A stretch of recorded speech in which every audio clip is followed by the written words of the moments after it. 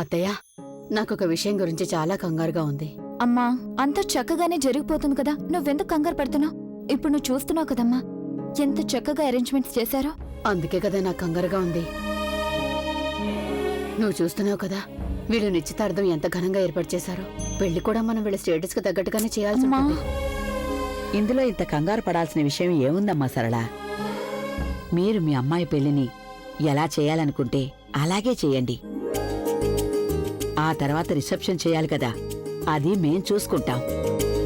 సరే, మేమందరం మగపెళ్లి వాళ్ళకి చాలా ఘనంగా స్వాగతం పలుకుతాం. చూడండి, మీరు మీ అబ్బాయిని తీసుకొని వచ్చేయండి. మరి ఇంకే, మీరంతా ఇక్కడే నిలబడ్డారే, అటువైపు వెళ్దాం పదండి. అలాగే రండి. అత్తయ్య, మీరు రండి. మీరు మా కోసం దిగులు పడకండి. మీరు ఎవరికైతే చెప్పారో వాళ్ళు మమ్మల్ని చాలా బాగా చూసుకుంటున్నారు. మీరు అతిథుల గురించి చూసుకోండి. ఆ, రండి. అసలు ఈ ముసల్దానికి ఏమైంది? వాళ్ళ అమ్మాయిని తీసుకొస్తోందా లేక మన అబ్బాయిని ఇస్తోందా? అరే, మనకు కొంచెం డబ్బులు ఇవ్వాల్సుంటే ఈవిడి ప్రాణం పోయినంత పని అవుతుంది, బీపీ లో అయిపోతుంది. కానీ వీళ్ళకి పెళ్లిలోనూ సాయం చేస్తుంది, పైగా రిసెప్షన్ కి బోల్డంత ఖర్చయింది. అవునత్తయ్య, నాకు కూడా ఇది అస్సలు అర్థం కావడం లేదు.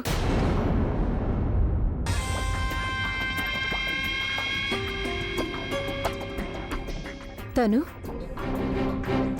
నీకు చాలా బాధగా ఉండుంటుంది కదా? నాకా? ఎందుకు?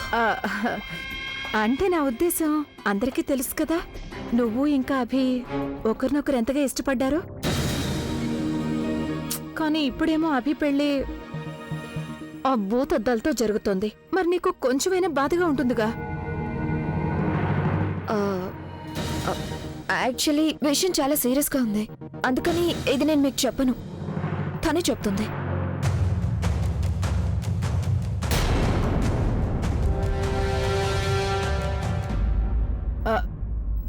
అలియా, నీకు పాలిటిక్స్ చేయాలని ఇంత ఆశగా ఉంటే నువ్వు పొలిటికల్ పార్టీలో జాయిన్ అవ్వాల్సింది కదా. నేనేదో ఊరికే ఏం మాట్లాడుతున్నా నువ్వు? లుక్, ఈ పెళ్లి విషయంలో అన్నయ్యకి ఎలాంటి అభ్యంతరం లేదు, నాకు ఏ ప్రాబ్లం లేదు, నాన్నమ్మకి ఏ ప్రాబ్లం లేదు, తను కూడా ఏం ప్రాబ్లం లేదు. మరి నువ్వెందుకు ఇంత టెన్షన్ పడిపోతున్నావు? ఏదో ఊరికే. Forget it. I don't want to talk anymore. తను 10 నుంచి. Let's go. కొంతమంది ఎప్పటికీ మారరు.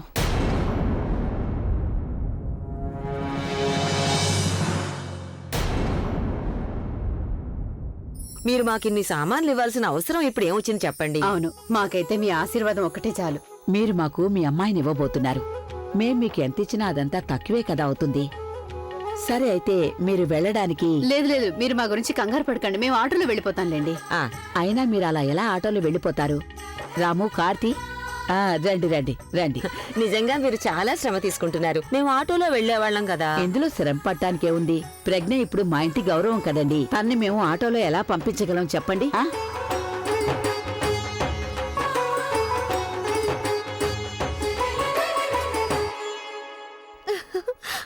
వావ్ అక్క, ఇంత పెద్ద కారా?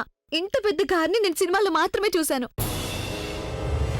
అక్క, ఇంత పెద్ద కార్లో కూర్చోవాలనే నా కల కేవలం నీ వల్ల తీరింది. యు సో లక్కీ అక్క, and I'm so happy for you.